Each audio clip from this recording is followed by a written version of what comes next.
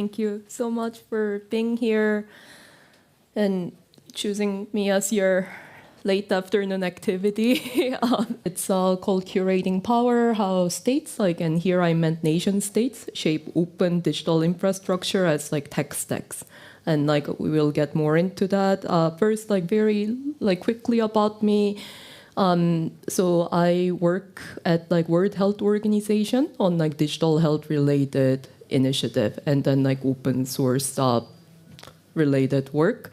Happy to talk about that, but also important to clarify here on an independent capacity. And then but just a little bit more about my background and how I have come to be engaged with this topic, about sovereignty and with different nation states.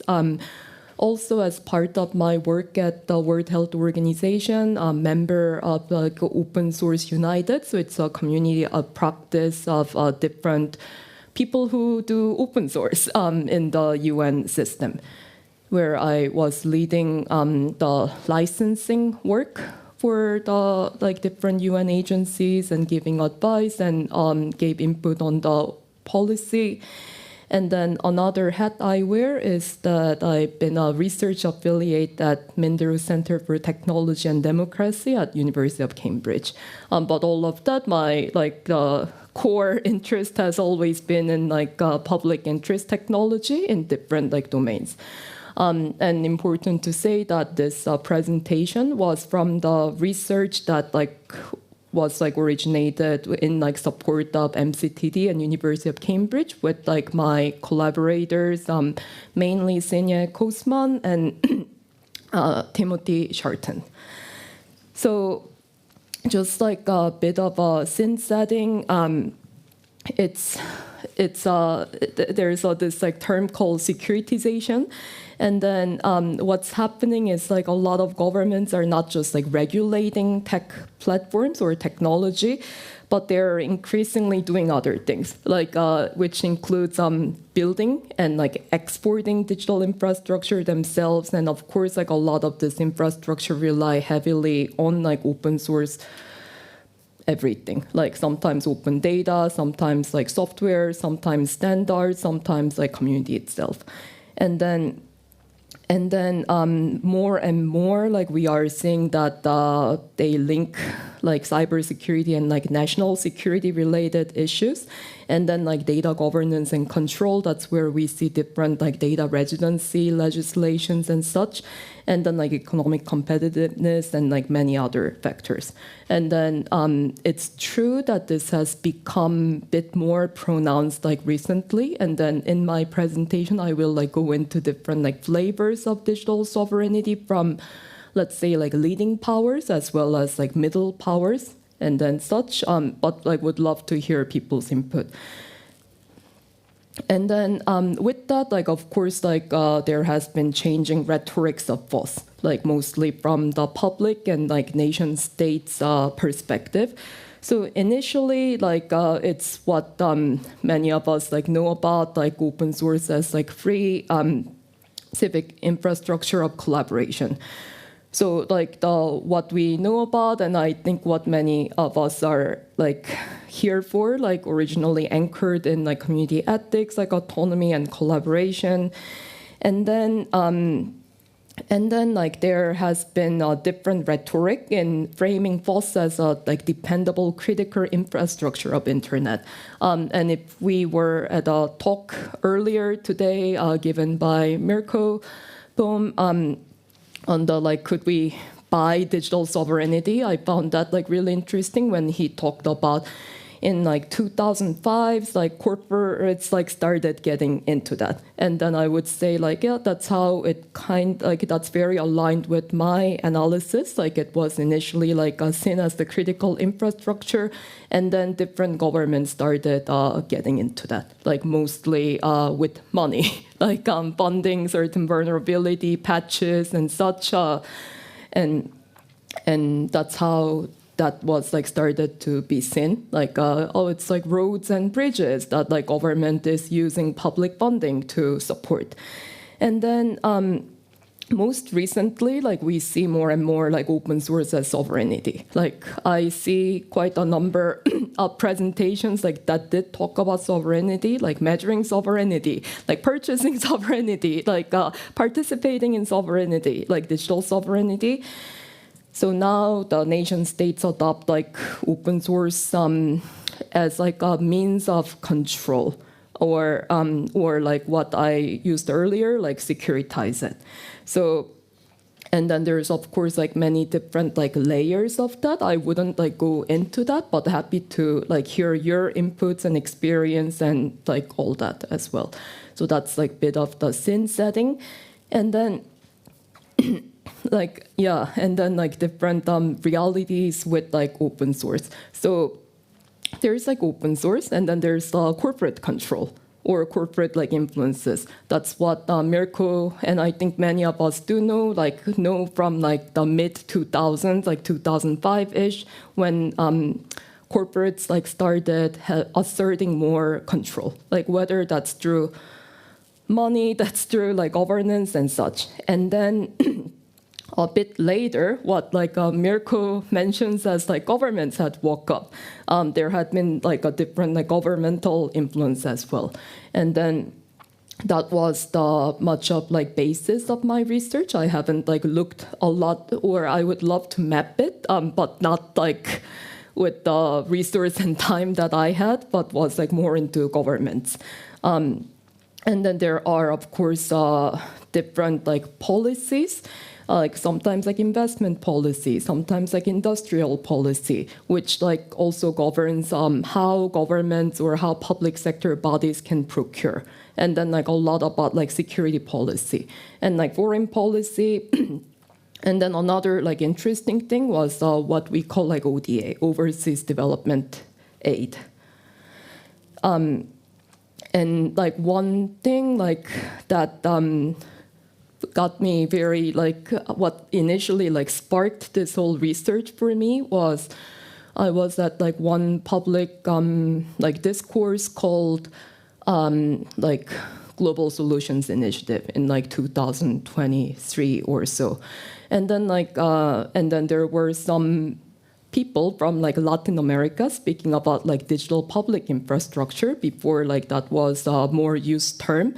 And then they asked, no, it was like 2024. And then at the time, the like German consul was there. And then they like asked him, like all of us actually have CCAN as like part of our national like infrastructure. Why doesn't Germany have this? And then I thought, like, okay, that's very interesting. How does like Argentina, Brazil, like all of them have this? And then I started like looking at their some of their like legislations, like what allows them, and then like what's embedded in their like constitutional philosophy that like makes government like invest in CCAN. And then actually like talk about it in this like diplomatic fora. So that's how like it had initially started, and then looking for different like evidence to analyze, like which is usually like policy documents. And then I think we have to like talk a bit about like the emergence of digital sovereignty. I think many people like did talk about their definition of it, or like how it looks, or how we might like secure it. But I do think it's important. I'll like add just a little bit of like academic flavor to it. A lot from like sovereignty in like international relations and political science. It is a term already, and then the digital sovereignty itself, like it's first like originated in China in the 1990s. Yeah, and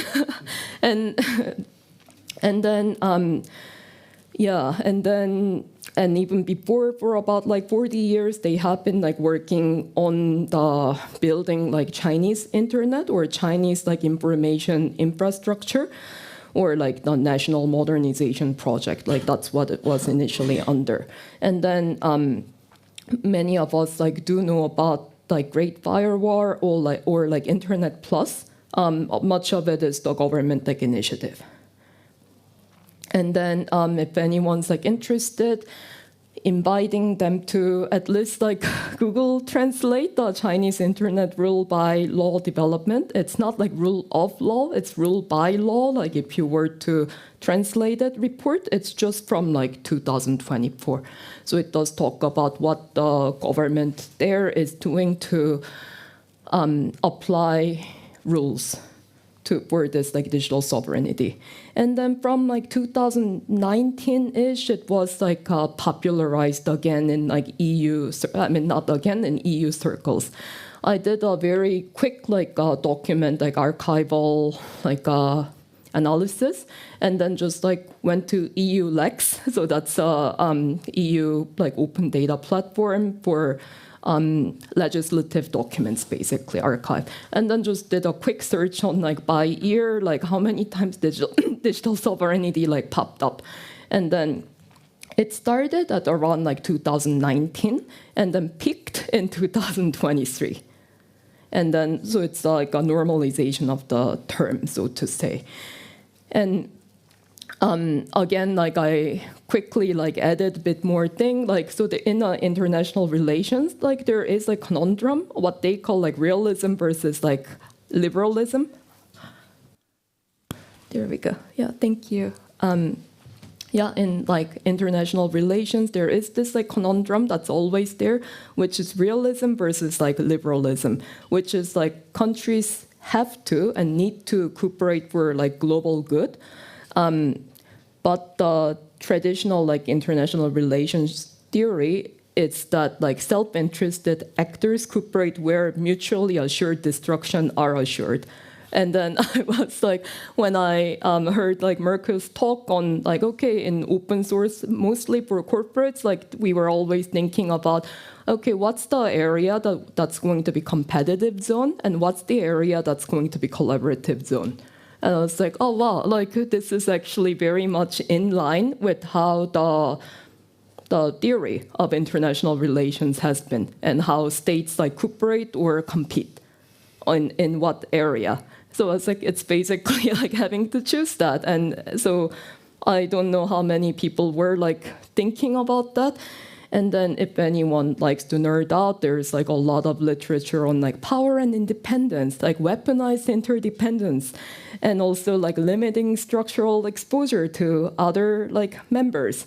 And then, of course, there's like literature on like multipolarity, also very interesting for digital sovereignty, which is like acknowledging that there's always like rising middle powers in the middle of like very complex like interdependence in like international relations.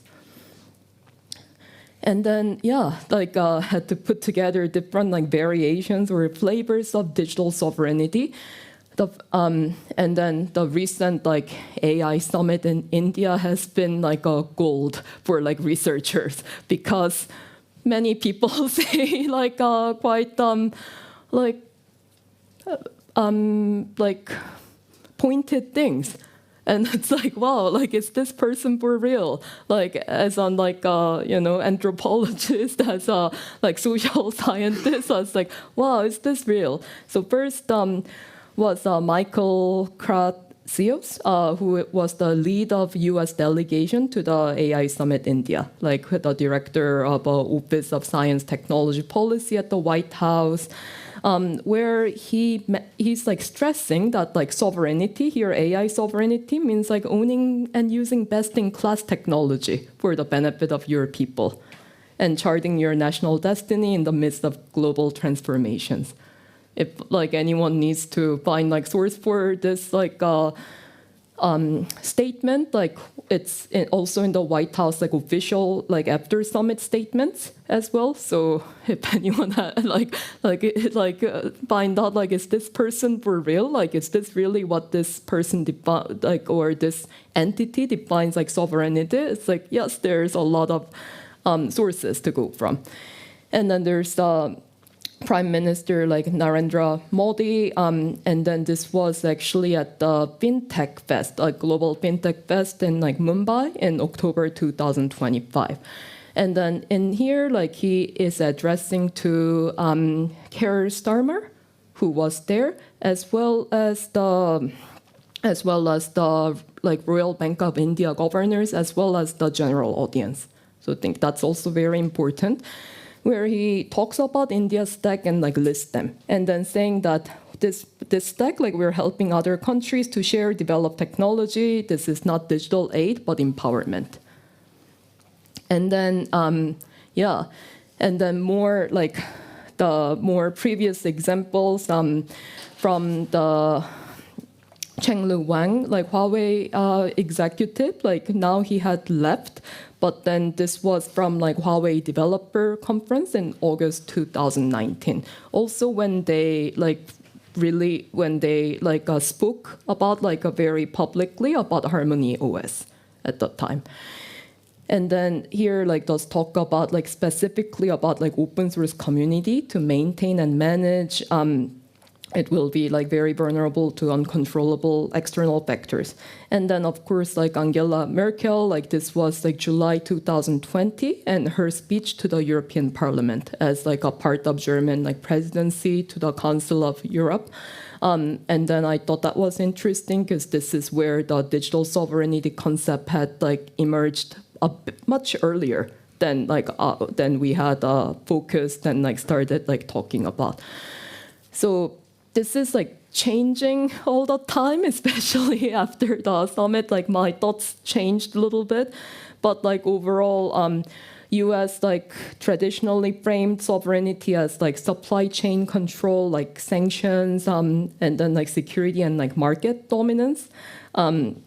And then India, they were very big on like open standards as like export of digital public infrastructure.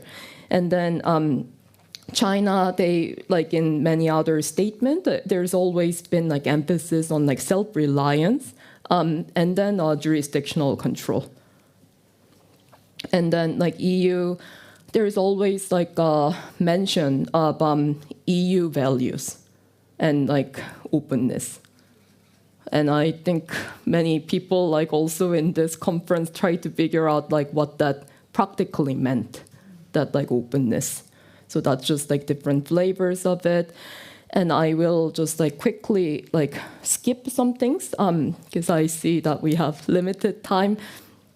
And then so I applied like a concept called like a stack curation, which does come from like art history or like more anthropological studies, as in like this is a very intentional assembly of putting things together, like starting from like selection to like integration and then like application of governance and then like circulation of certain technology. And then as a nation state does this, the dependency from other actors and also like inside that nation state, like constituents like grow.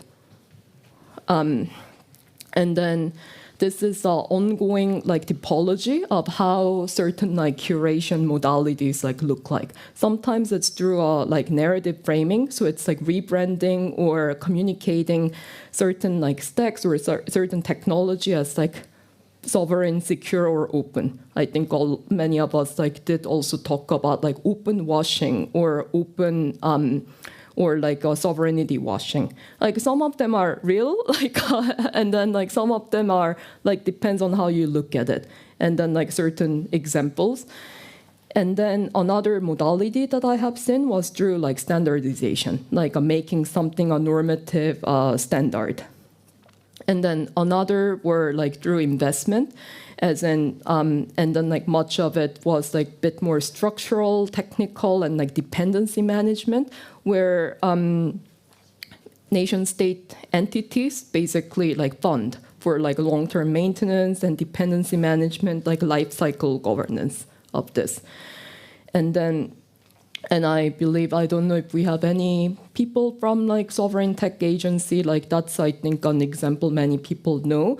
But I am like, well, like previously, this was like one of the largest public-private partnership from the US government. Like the biggest like money that had ever gone into that, like vulnerability patching from like the most widely used open source like projects. And then there's like gatekeeping, which is like regulating who can participate. And then I think like we have seen certain companies or certain like actors from certain like nation states and like controversies on whether they can like participate in certain like open source projects.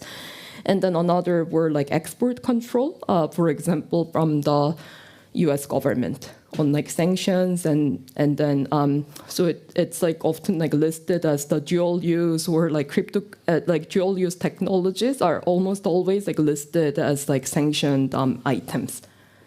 And then it's like, okay, well, how do you know that it's a dual use? And then they have a whole like like a list, and then one is like, okay, if it's like has a cryptographic functionality, it is. So it's like, okay, so almost everything basically is it's basically like sanctioned.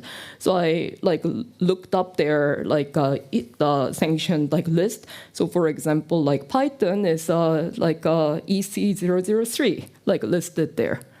So okay, so if I want to export open source software that's written in, or that has some component like written in Python, I do have to. It is like sanctioned, basically. And then others were like patronage, and then like domestication of it. Patronage is when the open source project is linked with like overseas like development and such, like as we saw from the Indian like Prime Minister Modi had like discussed. And I want to quickly wrap up, like where I had like different case studies of where this like had like happened. One was from like international development, from like this initiative called PEPFAR and DHIS2, where it's like a very widely used open source project. Where, but then how this was popularized and how this was widely rolled out. Did affect a lot of nation-state like health systems, how they set up what we call like indicators, like what data they collect, and then how this gets reported up towards like another nation-state. In this case, the U.S. government, who was funding a lot of it. And then another very quick example was like government open data. Like another type of research I was doing was the South Korean like public data portals. So notable to mention is that basically the government there like runs or manages a very detailed public data portal, and then like it's like pseudonymized, and then basically like secondary data usage is allowed as long as it's like pseudonymized. And then there is a like government agency like Interoperability Act. So basically every transaction and all data that constituents have with the government is recorded, like every prescription that they have ever received, or every like immunization to every like school that they had ever attended and such. And then like we were seeing that in this is still in development, the National Data Library in the UK. And then I was like kind of mapping what they, like how is their governing philosophy translated in this, how they run this open data portals. And then like what are the secondary data usage permissions that's like given. So that's the gist of it. And then like implications for this, I basically wanted like of us to like, because I think a lot of us will have this conversation about like sovereignty one way or the other. And then I really wanted the community to, one, like think of, can this like top-down curation be resisted? And then also, if we can, what are the leverages that we can use? And then the reason why I like tried to put the like taxonomy together was, okay, so we have the language at least, like when our projects or when certain projects are being used certain way, like at least know that, okay, this is like a framing it a certain way. So yeah, that's the implications. And with like very limited time, I'm open for any questions or comments or reactions, and I'll also be around. Thanks, Cassie, for your talk.